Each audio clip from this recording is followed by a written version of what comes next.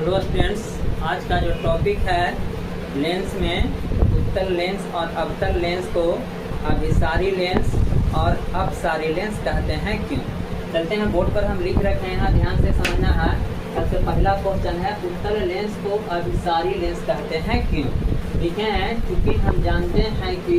कोई प्रकाश की किरणें मुख्य या प्रधान अक्ष के समांतर चलकर लेंस पर पड़ता है तो लेंस से अपवर्तन के बाद लेंस के दूसरे ओर प्रधान अक्ष के एक ही बिंदु पर अभिसरित माने जमा होता है, इसीलिए उत्तल लेंस को हम क्या कहते हैं,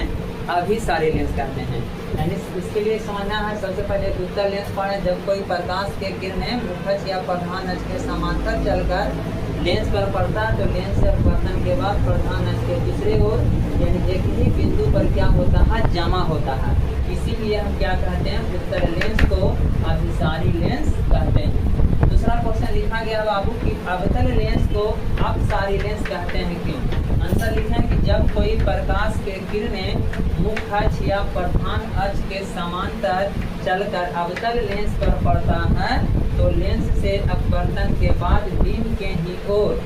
प्रधान अक्ष के एक ही बिंदु पर अपसरित होती है, यानी एकत्रित यानी जमा होती है, प्रतीत होती है,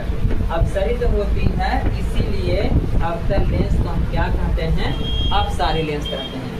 जब कोई प्रकाश के किरणें मुख्य अक्ष या प्रधान अक्ष के समांतर चलकर अवतल लेंस पर पड़ता है तो जैसे ये लेंस के दूसरे सतह से जाता है तो ऊपर की ओर क्या करता है, भाग जाता है। देखिए ऐसा ये प्रतीत होता है, यानी फोकस से आतरवीय प्रतीत होता है, इसीलिए यानी अवतल लेंस को हम क्या कहते हैं, अपसारी लेंस कहते हैं।